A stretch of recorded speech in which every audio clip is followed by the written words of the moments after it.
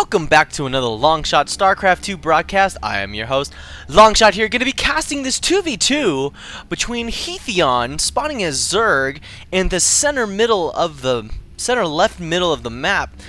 And he'll be spawning as Zerg, and his ally will be Burrowed, and he'll be spawning in the bottom center of the map. And he'll be spawning as Terran, and their opponents are going to be Protege, spawning as Zerg.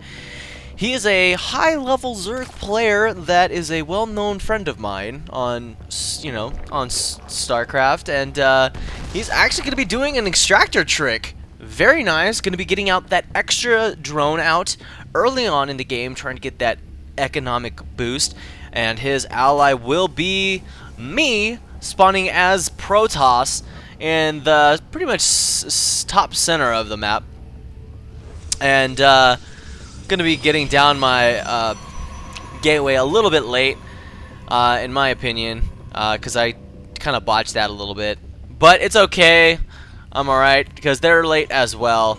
Burrowed is gonna be putting down his barracks at 12. I think this is actually pretty much standard, actually, normally in 1v1.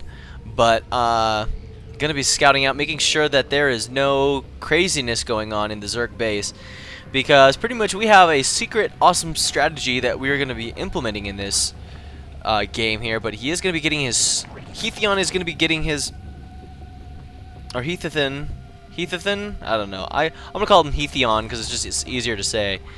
Heatheon, yeah, Heatheon.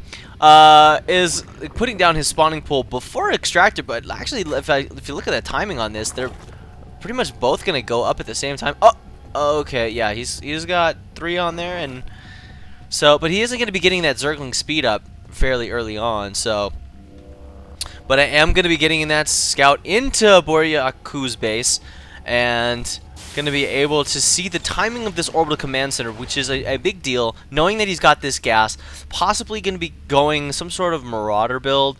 Didn't see if he put down a tech lab yet, but yep, there he does. He's putting down the tech lab, because Heatheon's got his Zerg or Overlord over there. But I'm going to be trying to keep this probe alive as quickly as possible and just keep on running from the the Marines that are around. So there they are. He's just checking out for any type of proxy pylons, but this probe is about to go down, and he's trying to run as quickly as possible, but no, gets damaged and obliterated in little tiny pieces all across the map.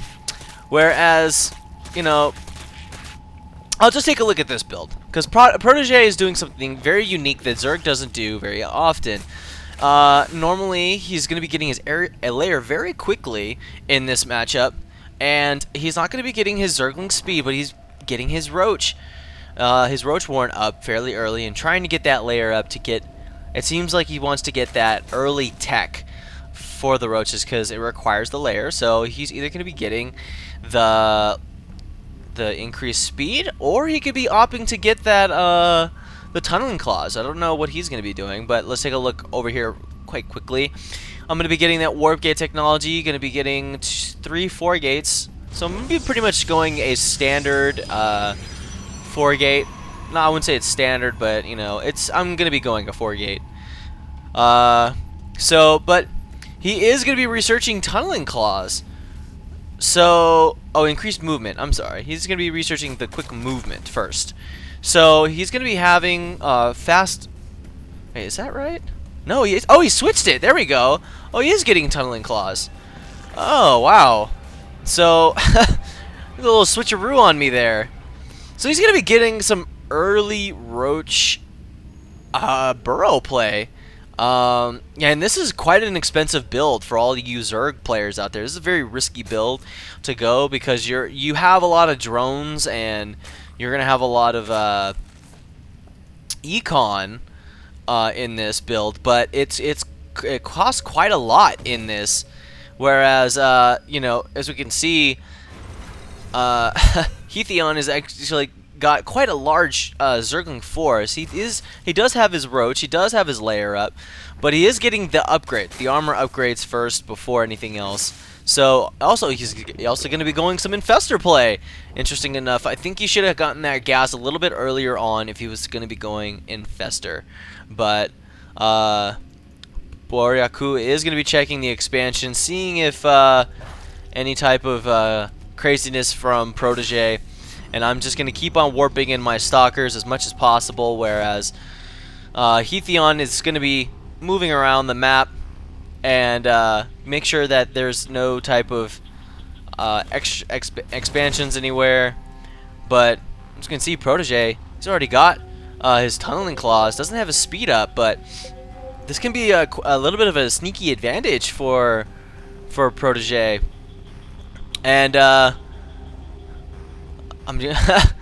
I have blink? No, I do not have blink, but yep, I don't have any type of force that has blink yet. So the Zerg is going to be just keeps on scouting around, but he does have a siege tank on the high ground. Boryaku is finally getting some. Oh, I don't know what he just canceled there, but he is going to be getting some missile turns just in case if there's any type of craziness going over there. But Protege is going to be sneaking over, which is great for this play. Now, I give you reasons why. When I move out my army, it's only going to look like my army is moving out. They don't have any type of detection yet. They do have the lair, but you know how often do they expect burrowed roaches at around 9 minutes? So we'll be taking the towers. I'm going to be, moving out with him very closely so that if I do get into any trouble, he is near me and close by. And I kind of want him to move in first. The only concern that we had during this engagement was detection. And luckily for us, there was none. But he is going to be Is he going to be unburrowing against that tank? The tank gets sniped completely out of there, but we have this tank here. He's going to take shots off at us. I decided to move in onto this tank. The Stalkers actually focus fire on that tank and to move out of the way of that tank fire over there. But he's got Festers, so but the Fester tank does go down. The Roaches are going to be taking out the 2 Queens at the base. But while the Stalkers kind of clean up the gold does not have any type of defense at all against this, mainly air defense, because they thought that we were going to be going some sort of air build. I don't know why.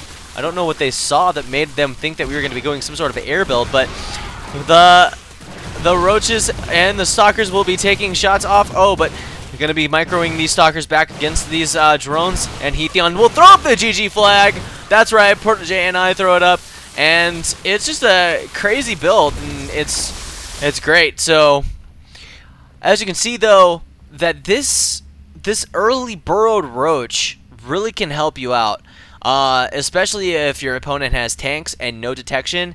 The fact that you're able to burrow and go underground is huge. You're able to regen very quickly.